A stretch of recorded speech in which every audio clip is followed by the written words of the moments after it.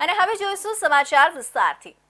વલસાડ લોકસભા કોંગ્રેસના ઉમેદવાર અનંત પટેલે શક્તિ પ્રદર્શન કરી ઉમેદવારીનું ફોર્મ ભરતા આ વખતે વલસાડમાં રસાકસી સર્જાય એવી પરિસ્થિતિ સર્જાઈ છે। બીજેપીના ઉમેદવાર ધવલ પટેલ સ્થાની નહીં હોવાના મુદ્દે પાર્ટીમાં અંદરખાને રોષ હોવાનો ફાયદો કોંગ્રેસને મળી શકે છે એવું હાલ ચર્ચાઈ રહ્યું છે। વલસાડ લોકસભા બેઠક પર કોંગ્રેસના ઉમેદવાર અનંત પટેલે ઉમેદવારી પત્ર ભર્યું હતું। ઉમેદવારી પત્ર ભરવા પહેલા અનંત પટેલે વલસાડમાં શક્તિ પ્રદર્શન કર્યું હતું। તેઓ એક જંગી રેલી સ્વરૂપે વલસાડ કલેક્ટર કચેરી પહોંચ્યા હતા, જ્યાં તેઓએ કલેક્ટર સમક્ષ પોતાનું ઉમેદવારી પત્ર ભર્યું હતું। આ પ્રસંગે કોંગ્રેસ અગ્રણી ગૌરવ પાંડ્યા, વલસાડ જિલ્લા કોંગ્રેસ પ્રમુખ દિનેશભાઈ પટેલ અને સાથે કોંગ્રેસના અગ્રણીઓ કાર્યકર્તાઓ સાથે મોટી સંખ્યામાં અનંત પટેલના સમર્થકો પણ ઉપસ્થિત રહ્યા હતા। આ વખતે વલસાડ બેઠક પર ઇન્ડી ગઠબંધનના અન્ય પક્ષોએ પણ અનંત પટેલને ટેકો જાહેર કર્યો હતો। આથી અનંત પટેલની ઉમેદવારી પત્ર ભરતી વખતે આમ આદમી પાર્ટીના અગ્રણીઓ અને કાર્યકર્તાઓ પણ કોંગ્રેસ કાર્યકર્તાઓ સાથે જોડાયા હતા। અહીં મહત્વપૂર્ણ છે કે અનંત પટેલ વર્તમાનમાં વાંસદાના કોંગ્રેસી ધારાસભ્ય છે। જો કે આ વખતે કોંગ્રેસ તેમને લોકસભાની ચૂંટણી લડવા મેદાનમાં ઉતાર્યા છે।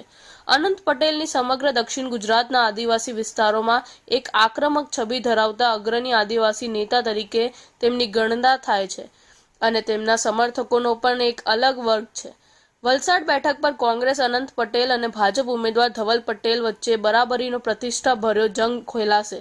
ઉમેદવારી પત્ર ભર્યા બાદ કોંગ્રેસ અગ્રણીઓ અને અનંત પટેલે આ વખતે વલસાડ બેઠક પર કોંગ્રેસની મોટી લીડથી જીતી કેન્દ્રમાં ઇન્ડી ગઠબંધનની સરકાર રચાશે તેવો આત્મવિશ્વાસ વ્યક્ત કર્યો હતો। વલસાડ ડાંગ લોકસભાની સીટનું ઉમેદવારી પત્ર ખૂબ જોશ અને ઉત્સાહ સાથે યુવાનો સાથે, વડીલો સાથે, કોંગ્રેસના કાર્યકર્તા તેમજ ઇન્ડિયા ગઠબંધનના તમામ આગેવાનો સાથે અમે ફોર્મ આજે ભર્યું છે અને તમામ લોકોમાં, તમામ વિસ્તારમાં અને તમામ જાતિઓમાં, તમામ સમાજમાં એક ઉત્સાહ છે, એક નવી લહેર છે અને અમે ઇન્ડિયા ગઠબંધનની સરકાર બનાવીશું। પ્રચંડ જીતની આશા।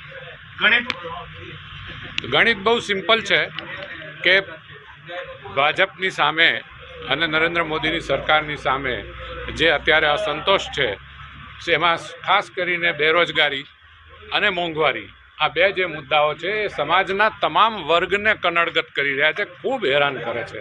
આ વખતની લોકસભા ચૂંટણીમાં વલસાડ બેઠક માટે ખરાખરીનો જંગ જોવા મળશે।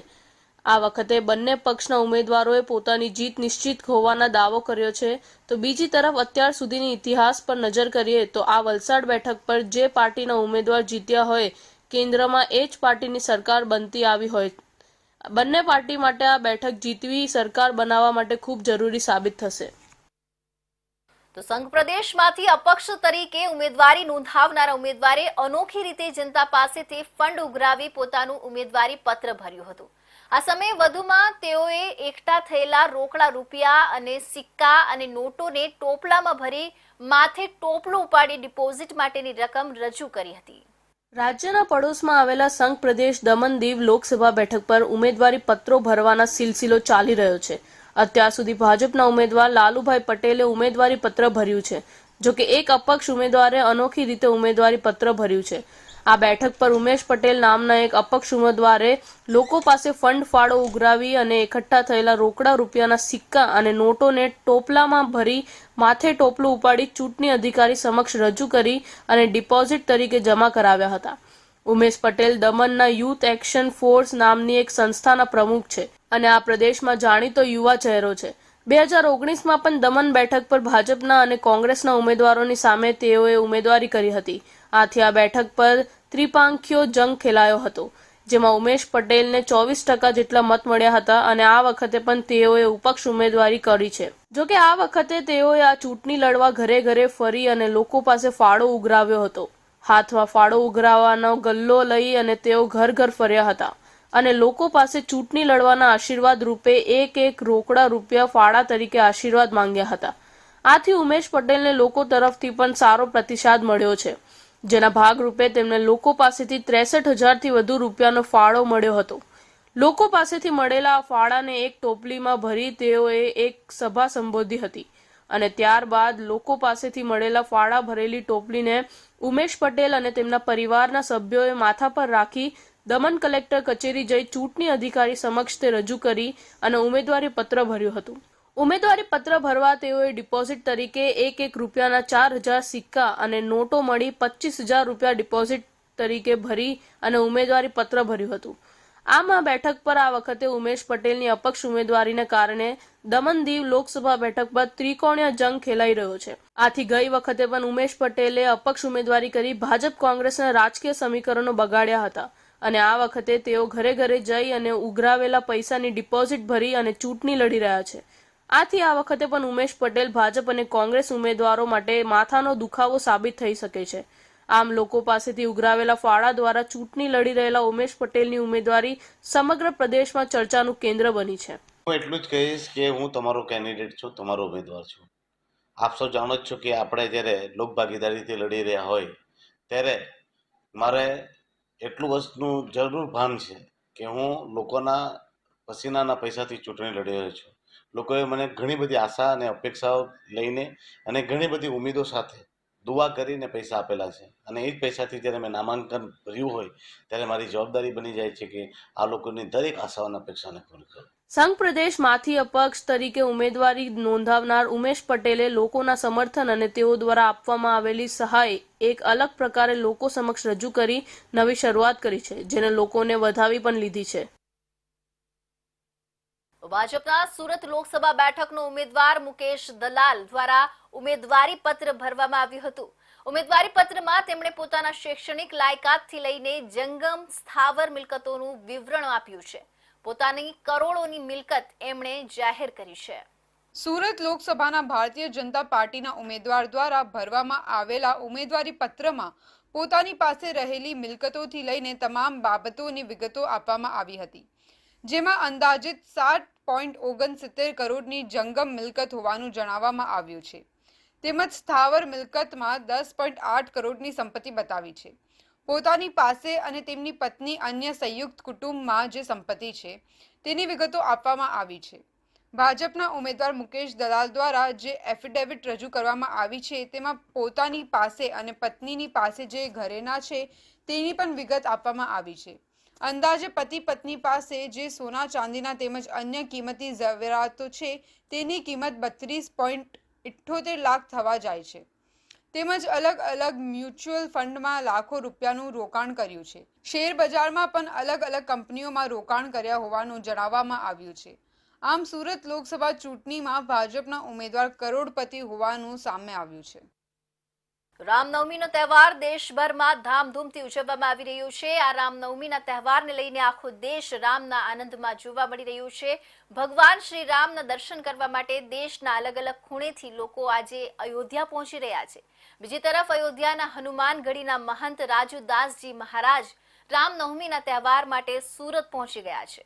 हमारी इंडिया न्यूज टीम हनुमानगढ़ महंत राजूदास महाराज जी साथ खास बातचीत करी. पूरे देश में अगर बात करें तो रामनवमी के त्योहार को लेकर पूरे देश में एक उत्साह मनाया जा रहा है. उसी के साथ साथ अयोध्या हनुमान मढ़ी के जो महंत हैं राजूदास जी महाराज, हम वो सूरत उपस्थित हम सीधे तौर पर उन्हीं से बातचीत करेंगे. महाराज, सबसे पहले तो इंडिया न्यूज में आपका स्वागत है. पहले तो इंडिया न्यूज के सभी दर्शक और पूरे देश के लिए राम जन्म उत्सव हिंदू नववर्ष की रामनवमी की ढेर सारी शुभकामना, ढेर सारी बधाई, मंगल कामना.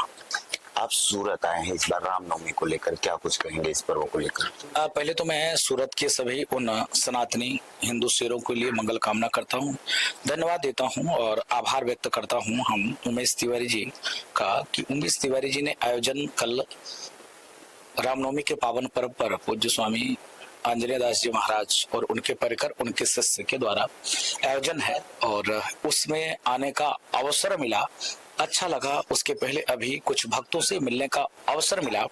भारत जिस प्रकार से पूरे विश्व में सनातन संस्कृति हिंदुत्व के साथ सर्वे भवन्तु सुखिनः सर्वे सन्तु निरामया के साथ विश्व बंधुत्व के साथ वसुधैव कुटुम्बकम के साथ पूरा विश्व ही हमारा परिवार है, उसके साथ आगे बढ़ता हुआ और इस बार अयोध्या में भव्य दिव्य इस बार भगवान राम अपने महल में जन्म उत्सव मना रहे हैं. एक समय हुआ करता था कि टाट में, आज हाट में, आज भव्य मंदिर में, जिस देश में 140 करोड़ सनातनी रहते हों, जिस देश में कण कण में भगवान की व्यापकता, हर व्यक्ति के मन में भगवान राम के प्रति आस्था, श्रद्धा और निष्ठा, उस देश में परमात्मा को किसी आक्रांता, आक्रमणकारी, चोर, नीच, बलात्कारी बाबर के उस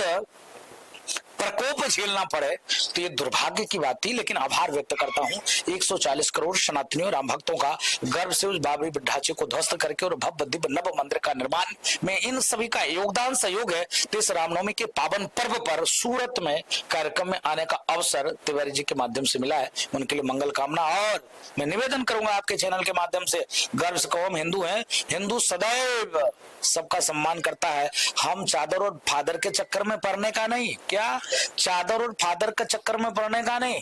चादर और फादर देश कलेश ईसा यही देंगे, लेकिन सनातन क्या कहेगा, सर्वे भवन्तु सुखिनः सर्वे सन्तु निरामया। तो आप इन चादर फादर से दूर होइए और सर्वे भवन्तु सुखिनः सर्वे सन्तु निरामया के साथ राम जन्म उत्सव में शामिल होकर भगवान राम का जन्म उत्सव मनाइए। मंगल कामना, खूब खूब आशीर्वाद। प्रभु श्री राम की आपने बात की है, फिलहाल सामने चुनाव का माहौल है, लोकसभा चुनाव का। कांग्रेस कहती है कि भारतीय जनता पार्टी राम के नाम पर इस बार अपना खेल खेलेगी, आपको क्या लगता है? कांग्रेस की बात आप कर रहे हो? जो कांग्रेस कहा राम काल्पनिक, जो कांग्रेस ये कहता हो कि साधु संत बोको हराम आईएसआई तालिबान से संबंध रखते हैं, जो कांग्रेस का अध्यक्ष मल्लिकार्जुन खड़गे यह कहता हो कि मोदी मजबूत होगा तो सनातन मजबूत होगा, जो कांग्रेस पार्टी उसका साथ देता हो, जो कहता है सनातन कोरोना है, डेंगू है, मलेरिया है, टाइफाइड है, एड्स तक संज्ञा देता हो सनातन का, हिंदू का और राम का, उस कांग्रेसियों की आप बात कर रहे हैं। जो कांग्रेस ये कहता हो रामचरितमानस फाड़ना चाहिए, जलाना चाहिए, प्रतिबंध करना चाहिए, उस कांग्रेस की आप बात कर रहे हो। वो कांग्रेस यह मेरे ऊपर आरोप लगाए कि बीजेपी वाले कहते हैं राम के नाम पे राजनीति। अरे राम के नाम पे राजनीति कौन कर रहा है? काल्पनिक उसने कहा, भगवान राम को इतने वर्षों तक टेंट में उसने रखा। हम तो गर्व से 140 करोड़ देशवासियों के साथ लेकर अयोध्या में भव्य दिव्य नव राम जन्मभूमि मंदिर का निर्माण किया। भगवान राम किसी पार्टी के नहीं, किसी दल के नहीं, किसी संप्रदाय के नहीं, लेकिन उन्होंने तो भगवान राम को टेंट में रखने का महापाप किया। ऐसे पापी का नाम ले रहे हो, कितने दुर्भाग्य की बात है। रहे चुनाव की बात, चुनाव अब की बार 400 पार, मोदी की सरकार, कोई नहीं है, विपक्षी नाम जीरो, विपक्षी को कुछ आता जाता है ही नहीं, विपक्षी शुद्ध रूप से भ्रष्टाचार में लिप्त है, विपक्षी शुद्ध रूप से सनातन द्रोही है, विपक्षी शुद्ध रूप से कालनेमी का रूप है। आप देखो किस प्रकार से राक्षस, मैं कहता हूं पुनः डंके की चोट पे कहता हूं, अगर आपके अंदर दम हो तो चलाना। ये शुद्ध रूप से वो कालनेमी है जो देखते हो बिहार में एक पूर्व मुख्यमंत्री क्या दिखा रहा था, मछली दिखा रहा था, और राहुल गांधी युवा, कितना 51 साल की युवा, जिसको यही नहीं पता है कि इधर से आलू डालो उधर से सोना बन के आ जाएगा, जिसको गन्ना ये कौन सा पेड़ है जिसको ये नहीं पता, वो भारतीय राजनीति में भारत का प्रधानमंत्री बनने के लिए आगे बढ़ता है। कितनी दुर्भाग्य की बात है कि इस गमंडिया गठबंधन के नेता ही नहीं अभी तय कर पाए कि प्रधानमंत्री किसको बनाना। एक तरफ एक योगी प्रधानमंत्री है जो 9 दिन उपवास रहता है, जल पे रहता है और लगातार 24 घंटा कार्य करता है। वो उनके जैसे मुर्गा गोश्त नहीं खाता, चिकन बनाते हुए फोटो वायरल नहीं होता, वो माला जपते फोटो वायरल होता है, संतों के चरण धोते फोटो वायरल होता है, रुद्राभिषेक करते हुए फोटो वायरल होता है, भारत माँ की आरती करते हुए फोटो वायरल होता है। विदेश में घूमते हुए रंगरैलियां मनाते हुए फोटो वायरल नहीं होता। इसके नाते अब की बार 400 पार के साथ साथ पुनः कहता हूं, जो बीजेपी को वोट नहीं करेगा वो भारत में रहने लायक नहीं है, चला देना। जो भारतीय जनता पार्टी को सपोर्ट नहीं करेगा वो समझो दुगला है। आप साधु संत हैं, उसके बावजूद आप भारतीय जनता पार्टी को वोट देने की बात करते हैं, क्या कुछ कारण रहेगा कि आप साधु संत भी उनके साथ हैं? साधु संत ही नहीं, 140 करोड़ वासी उनके साथ है। सिर्फ एक ही रीजन, एक ही कारण, जो राम का नहीं, मेरे काम का नहीं। मैंने पुनः कहा, हम साधु होने के बावजूद भी मोदी मोदी मोदी 400 पार 400 पार 400 पार। अरे हम साधु है, भजन पूजा पाठ करना चाहिए, तो ये भी भजन और पूजा पाठ है। साधु देखो, एक हाथ में शास्त्र रखते हैं तो दूसरे हाथ में शस्त्र भी रखते हैं। एक हाथ में अगर माला है तो दूसरे हाथ में भाला भी रखना चाहिए। दुष्टों के संहार करने के लिए, रामद्रोहियों को जवाब देने के लिए इसके नाते हम बीजेपी के साथ हैं, मोदी के साथ हैं, क्योंकि मोदी राष्ट्रवाद की बात करता है। भारतीय जनता पार्टी हिंदुत्व, सबका साथ, सबका विकास, सबके विश्वास के साथ कार्य करता है। 5 साल तक दंगे नहीं कराते, बम धमाका नहीं कराते। जिस प्रकार से सबको साथ ले चलने का काम मोदी जी कर रहे हैं, विपक्षी सिर्फ हम साधु हैं तो हमको जेल में डाल दिया, हम भगवा आतंकवादी हैं। कितने दुर्भाग्य की बात है, जो साधु सदैव समाज के लिए हितकर होता है, अपने परिवार को छोड़कर समाज के नियंत्रण लगा रहता है, उसको तुम आतंकवादी कह देते हो। तो हम किसके साथ रहे? जो राम की बात करे, रामत्व की बात करे, इसके नाते मोदी जी के साथ हैं। हमारे साथ जो हनुमानगढ़ी के महंत थे राजूदास जी महाराज, वो जुड़े थे। कहीं ना कहीं इनकी जो बातों से लग रहा था कि जिस तरह से साधु संत जिस तरह से भारतीय जनता पार्टी के पक्ष में बात करे, तो कहीं ना कहीं साधु संत को उसमें कहीं ना कहीं खुशी मिली होगी। राम मंदिर की बात कर ले, अन्य विषयों की बात कर ले, तो जिस तरह से आने वाले समय में बीजेपी का नारा रहा है अब की बार 400 के पार, जब साधु संत उनके साथ है, तो कहीं ना कहीं ये जो नारा है वो फलित नजर आ रहा है। कैमरा पर्सन रविवेंडे के साथ मैं अमित राजपूत, इंडिया न्यूज, सूरत। તો આગામી લોકસભા ચૂંટણીને અનુલક્ષીને સ્વીપ મતદાન જાગૃતિ પહેલ અંતર્ગત લોકશાહીના મહાપર્વમાં મહત્તમ મતદારો મતદાન કરે અને લોકશાહીના અવસરમાં વધુમાં વધુ લોકો સહભાગી બની ચુનાવ કા પર્વની ઉત્સાહભેર ઉજવણી કરે એ માટે સુરતના કિન્નર સમાજ એટલે કે થર્ડ જેન્ડરના સ્ટેટ આઇકોન નિકિતા કુંવરે સુરતના નાગરિકોને વધુમાં વધુ મતદાન કરવા અપીલ કરી હતી। લોકસભા ચૂંટણીમાં મતદાર જાગૃતિ અભિયાનમાં હવે કિન્નર સમાજ પણ આગળ આવ્યો છે। કિન્નર સમાજ એટલે કે થર્ડ જેન્ડરના સ્ટેટ આઇકોન નિકિતા કુંવરે મતદાન કરવા સૌ નાગરિકોને પવિત્ર મતાધિકારોનો ઉપયોગ કરવાનો અનુરોધ કરતા કહ્યું, જાગૃત મતદાતા લોકતંત્રનો ભાગ્ય વિધાતા હોય છે, એટલે જ લોકશાહીમાં મતદાનનું અનેરું મહત્વ હોય છે। સૌ મતદારોએ સપરિવાર મતદાન કરી લોકશાહીના મહાપર્વની ઉજવણી કરવી જોઈએ। ભારતને યુવાનોનો દેશ ગણવામાં આવે છે, ત્યારે 18 વર્ષથી વધુ વયના યંગસ્ટર્સને આળસ છોડી જાગૃત થઈ મતદાન કરી લોકશાહીની પ્રક્રિયામાં સહભાગી બનવા ભારપૂર્વક જણાવ્યું હતું। કિન્નર સમાજના અગ્રણી નૂરી કુંવર કશિશ કુંવરે નાગરિકોને મતદાનની અપીલ કરતા જણાવ્યું હતું કે વિશ્વના સૌથી મોટા લોકશાહી દેશ ભારતમાં લોકો દ્વારા, લોકો માટે અને લોકોનું શાસન ચાલે છે। 18 વર્ષથી વધુની વયના તમામ નાગરિકોને મત આપવાનો અધિકાર મળ્યો છે, ત્યારે લોકશાહીમાં મતદાનનો અધિકાર બહુમૂલ્ય છે। દેશભરમાં તબક્કાવાર સાથે ગુજરાતમાં આગામી તારીખ 7મી મેએ યોજાનારા લોકશાહી ચૂંટણીના મહાપર્વમાં આપણે સૌ નાગરિકોએ મતાધિકારનો ઉપયોગ કરી અવશ્ય મતદાન કરવું જોઈએ। ભારત એક લોકશાહી દેશ છે, લોકોનું લોકો માટે અને લોકો દ્વારા ચાલતું દેશ। આપણે 18 વર્ષની ઉપરના છે તો આપણને મત આપવાનો અધિકાર મળ્યો છે। આ અધિકાર બહુ અમૂલ્ય છે, એટલે અવશ્યપણે ગુજરાતમાં 7 મેના રોજ ચૂંટણી થવાની છે, તેની અંદર આપનો અમૂલ્ય મત જરૂરથી આપશો। મત આપવા ક્યાં જવાનું છે? મત આપવા નજીકના પોલિંગ બૂથ સ્ટેશન પર જવાનું છે, અને કોઈ પણ આળસ વગર જે તે વ્યક્તિ, પાર્ટી, જાતિ, જ્ઞાતિને જોયા વગર આ તટસ્થપણે આપવાવાળો અધિકાર છે। અમે કિન્નર સમાજ દ્વારા આપ સર્વને અપીલ કરીએ છીએ કે કોઈ પણ આળસ અને કોઈ પણ જાતની ખામી વગર, કોઈ પણ આળસ વગર 7 મેના દિવસે અવશ્યપણે પોતાના નજીકના પોલિંગ બૂથ સ્ટેશન પર જઈને વોટ આપશો જી। ભારતના સર્વાંગી વિકાસમાં આપનો સાથ સહકારની જરૂર છે, એટલે 10 મિનિટનો પણ સમય કાઢીને વોટ આપશો જી। पब्लिक को ये सूचना देना चाहती हूँ कि 7 मई रखी गई है हमारे गुजरात में, तो ज़्यादा से ज़्यादा 18 साल से ऊपर जो व्यक्ति हैं और अपनी फैमिली को ले जाके वोट करें, ये रिक्वेस्ट है हमारी। નૂરી કુંવર કશિશ કુંવરે વધુમાં કહ્યું કે દેશના સર્વાંગી વિકાસમાં આપના પ્રત્યેક મતનું આગવું મૂલ્ય છે। મજબૂત લોકશાહીનું निर्माण કરવા, દેશને સશક્ત કરવા માટે મતદાન અતિ આવશ્યક છે અને દેશના નાગરિક તરીકેની ફરજ પણ છે, જે લોકશાહી પ્રક્રિયામાં સક્રિય ભાગીદારી માટે સક્ષમ બનાવે છે। જેથી કિન્નર સમાજ વતી સુરત શહેર સહિત રાજ્યના નાગરિકોને આ મહાપર્વમાં હોશે હોશે પરિવાર સાથે મતદાન થકી સહભાગી થવા તેમને અપીલ કરી હતી। સુરતમાં પવિત્ર રામ નવમીની ઉજવણી ધૂમધામથી કરવામાં આવી રહી છે, ત્યારે સુરતમાં સમગ્ર વિશ્વમાં ન હોય તેવો રામાયણનો ગ્રંથ છે, જે સોનામાંથી બનાવવામાં આવ્યો છે। વાલ્મીકી દ્વારા લખાયેલી રામાયણમાં ભગવાન રામના સુવર્ણકાળનો ઉલ્લેખ કરવામાં આવ્યો છે, ત્યારે સુરતના એક રામ ભક્ત દ્વારા અનોખી રામાયણ તૈયાર કરવામાં આવી છે। ભક્ત દ્વારા રામાયણને સોનાની ઇંકથી તૈયાર કરવામાં આવી છે. દુર્લભ કહી શકાય તેવા સુવર્ણ રામાયણમાં 222 તોલા સોનાની સાથે હીરા માણેક પણ જડવામાં આવ્યા છે. સુરત શહેરના ભેસ્તાન ખાતે 1981ની સાલમાં રામ ભક્ત દ્વારા સોના ચાંદી હીરા પન્ના જડિત લખાયેલ રામાયણ દર્શનાર્થે ખુલ્લી મુકાઈ હતી.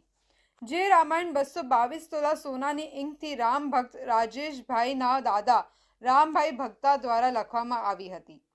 સમગ્ર રામાયણ પુષ્ય નક્ષત્રમાં ગ્રંથ લખવામાં આવી હતી, જે તૈયાર કરવા 12 લોકોની મદદથી તૈયાર કરવામાં આવી હતી, જેને માટે 9 મહિના 9 કલાકના સમયગાળામાં તૈયાર કરવામાં આવી હતી. 530 પાનામાં ચોપાઈ દ્વારા રામનું સમગ્ર જીવન ચરિત્ર દર્શાવાયું છે. સોનાનું લિક્વિડ થોડીક ક્ષણોમાં ઘટ બની જાય, પરંતુ રામ ભક્ત ભગવાનના આશીર્વાદ હોય સોનું રામાયણ લખતી વેળા લિક્વિડ પ્રવાહીમાં જ રહ્યું હતું. આ રામાયણ લખનાર રામ ભક્તા જીવતા ત્યારે ખાવા બનાવવા અને જ્યાં પાણીની જરૂર હોય તેની જગ્યાએ ગંગાજળનો જ ઉપયોગ કરતા. આ રામાયણ લખનાર રામ ભક્તા જીવતા ત્યારે ખાવા બનાવવા અને જ્યાં પાણીની જરૂર હોય તેની જગ્યાએ ગંગાજળનો જ ઉપયોગ કરતા આવેલ હતા, અને એ ગંગાજળના કેટલોક જથ્થો હાલ પણ તેમના ભેસ્તાન ખાતે નિવાસ સ્થાને રાખેલ છે, જે વર્ષોથી એ જ પરિસ્થિતિમાં છે. કેટલાક વર્ષો પહેલા આ રામાયણ તેમના ઘર ભેસ્તાન ખાતે જ રખાતું હતું, પરંતુ હવે એની સુરક્ષા માટે બેંક લોકરમાં રાખવામાં આવે છે, અને હાલના આ રામાયણમાં વારસદાર રાજેશભાઈ ભક્તા વર્ષમાં 2 વખત નવા વર્ષે અને રામનવમી નિમિત્તે દર્શનાર્થે ખુલ્લી મૂકવામાં આવે છે. સોનાની ઇતિહાસ એમણે સુરતના કે બહારના પરમેશ્વર બધાને કહ્યું કે મને સોનાની ઇંક બનાવી આપો, કે સોનું પ્રવાહિત તો થાય પણ પાછું ઠંડુ પડે એટલે ઘટ બની જાય. વિચાર કરતાં કરતાં ભગવાનની પાસે સહાય માગી કે કંઈક કરવા હોય એમ કે તો 500 સોનું 1975ની સાલમાં ઇન્દિરા ગાંધીની કટોકટીમાં ગંગાજળની અંદર 500 સોનું લાખે તપેલાની અંદર, જેમ એમ કે આપણે દૂધપાક હલાવીએ તેમ દૂધપાકની જેમ હલાવી પડે, બિલકુલ પ્રવાહી એમ ઇતિભાઈ ઇન્દીપેન કિત્તાથી જેવી રીતે તમે લખો એ રીતનું પ્રવાહ બની ગયું. અને આધુનિક જમાનામાં પ્રમાણે જેમ સાડીઓને પ્રિન્ટ કરે ને એક ઉદ્યોગપતિ સારા મળી ગયેલા, તેના થકી આ બનાવ્યું. દરેક તુલસીદાસ કૃતિ એમાં રામાયણની દરેક પાનાની પ્રિન્ટ લીધી, અને જેમ સાડીઓની પ્રિન્ટ આવે બનાવે ને તેવી રીતે આ ઇંક લાખીને બ્રશ કરી લેતા. 530 પાના. કેટલા તોલા સોનું? એ 2.5 કિલો એટલે 500 સોનું થાય. ભગવાન રામના જીવનકાળ પર રામાયણ તૈયાર થઈ છે. આ રામાયણના એક એક શબ્દો સોનાની ઇંકથી લખવામાં આવ્યા છે. 530 પાનાની અને 222 તોલા સોનાની તૈયાર કરવામાં આવેલી આ રામાયણનું મુખ્ય પાનું ચાંદીનું બનાવવામાં આવ્યું છે. તેના પર 20 તોલાની રામની મૂર્તિ સાથે 10 કિલો ચાંદી, 4000 હીરા માણેક અને નીલમણી જેવા રત્નો છે. ઓલપાડના ભટગામમાં સ્વયંભૂ મહાકાળી માતાજીના મંદિરે આઠમના દિવસે ભક્તોએ ખૂબ જ મોટી સંખ્યામાં આરતીમાં જોડાઈ માના દર્શન કર્યા હતા. મહાકાળી શક્તિની ભક્તિ અને આરાધના પર્વ નવરાત્રી આઠમે જિલ્લા સહિત ઓલપાડ તાલુકામાં આવેલા માય મંદિરોમાં દર્શનાર્થે ભક્તો ઉમટી પડ્યા હતા. તેમજ વિવિધ મંદિરોમાં આઠમને દિવસે હોમ હવન જેવા ધાર્મિક કાર્યક્રમો યોજવામાં આવ્યા હતા. આ પ્રસંગે ઓલપાડના ભટગામમાં આવેલા ઐતિહાસિક એવા આસ્થાના પ્રતીક સમાન મહાકાળી માતાજીના મંદિરે પણ આઠમના દિવસે ભક્તો ઉમટી પડ્યા હતા.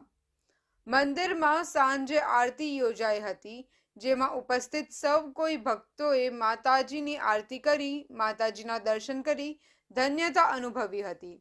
આ પ્રસંગે આજુબાજુ ગામમાંથી પણ ભાવિક ભક્તો ઉમટી પડ્યા હતા. તો આદર્શ મર્યાદા પુરુષોત્તમ ભગવાન શ્રી રામચંદ્રજીના પ્રાગટ્ય દિવસ રામનવમીના પાવન અવસરે વ્યારાની નગર સામાજિક સદભાવ સમિતિ દ્વારા રામોત્સવનું આયોજન કરવામાં આવ્યું હતું, જેમાં સામાજિક સમરસતા યજ્ઞ અને ધર્મસભા તેમજ પ્રસાદી રાખવામાં આવી હતી. અયોધ્યા સહિત સમગ્ર દેશમાં ભગવાન શ્રી રામચંદ્રજીના જન્મ મહોત્સવ ભવ્ય ઉજવણી કરવામાં આવી રહી છે. ત્યારે વ્યારા નગરના ઉનાઈ નાકા પર આવેલ શ્રી રામ ભક્ત મહાબલી વીર હનુમાનજી મંદિર ખાતે આજે રામનવમીના પાવન અવસરે સામાજિક સદભાવ સમિતિ દ્વારા સામાજિક સમરસતા યજ્ઞ કરવામાં આવ્યું હતું અને સાંજે ધર્મસભા યોજવામાં આયોજન કરાયું હતું, જેમાં નગરની ખૂબ જ મોટી સંખ્યામાં ધર્મપ્રેમી જનતા હાજર રહ્યા હતા. આ કાર્યક્રમમાં પૂજનીય સાધુ સંતોએ ઉપસ્થિત રહી જનતાને ધર્મના સંદેશા સાથે આશીર્વચન આપ્યું અને ધર્મસભા પૂર્ણ થયા બાદ મહાપ્રસાદીનું આયોજન કરવામાં આવ્યું હતું, જેમાં મોટી સંખ્યામાં ભક્તો પ્રસાદીનો લાભ લીધો હતો. આજે આ વીરબલી હનુમાન મંદિર ખાતે આપણે રામનવમીના ઉત્સવ નિમિત્તે અહીંયા આગળ એક સમરસતા યજ્ઞનું આયોજન કરવામાં આવેલું હતું. આ રીતનું આયોજન દર વર્ષે થાય છે અને એમાં વિવિધ સમાજના આગેવાનો ધર્મપ્રેમીઓને એમાં યજ્ઞમાં જોડીએ છીએ. દર વર્ષે અલગ અલગ સમાજના લોકો યજ્ઞમાં જોડાય છે અને આ રીતે આખો હિન્દુ સમાજ એક છે. આ રીતનો સંદેશ આપણે આખા વિશ્વમાં, આખા નગરમાં ફેલાય તેના માટેનો અમે પ્રયત્ન કરીએ છીએ. સનાતન વિશ્વના આદર્શ મર્યાદા પુરુષોત્તમ શ્રી રામચંદ્ર ભગવાનના આજે પ્રાગટ્ય દિન નિમિત્તે આજે વ્યારાનગર ખાતે શ્રી રામ ભક્ત મહાબલીવીર હનુમાન રિવરફ્રન્ટ ખાતે શ્રી રામ જન્મોત્સવની ઉજવણી થઈ રહી છે. ત્યારે વહેલી સવારે શ્રી રામ યજ્ઞ જે સમરસતા યજ્ઞ તરીકે ઉજવવામાં આવ્યો. રામનવમી નિમિત્તે કરવામાં આવેલા આયોજનમાં ભાવિક ભક્તો મોટી સંખ્યામાં જોડાયા હતા અને દર્શનનો લાભ લીધો હતો. તો બોગસ દસ્તાવેજ બનાવી તમિલનાડુ બેંકમાંથી ₹16 કરોડ 38 લાખની લોન લઈ બેંકને આર્થિક નુકસાન મામલે ક્રાઇમ બ્રાન્ચની ઇકોસેલ પોલીસે વધુ 2 આરોપીઓની ધરપકડ કરી કાયદેસરની કાર્યવાહી હાથ ધરી છે. સુરત ક્રાઇમ બ્રાન્ચ પોલીસે ફરિયાદના આધારે તમિલનાડુ બેંકમાંથી 16 કરોડ 38 લાખની ઠગાઈના કેસમાં અગાઉ 24 જેટલા આરોપીઓની ધરપકડ કરી હતી. આ કેસમાં હાલ પોલીસે સંજય કાળુભાઈ કાનપરિયા અને ગુણવંત કાંતિભાઈ કાનપરિયા નામના ઈસમોની ધરપકડ કરી છે. પોલીસે હાથે ઝડપાયેલા આ બંને આરોપીઓએ લોન લેવા માટે બોગસ દસ્તાવેજો બનાવ્યા હોવાની પોલીસ સમક્ષ કબૂલાત કરી છે. પોલીસે તમામ આરોપીઓ વિરુદ્ધ આઈપીસી કલમ 406, 409, 465, 477, 471, 120B મુજબ ગુનો નોંધી આગળની તપાસ હાથ ધરી છે. તો આ હતા સુરત બુલેટિનના મહત્વના સમાચાર. ફરી મળીશું નવા સમાચાર સાથે. ત્યાં સુધી જોતા રહેજો ઇન્ડિયા ન્યૂઝ ગુજરાત.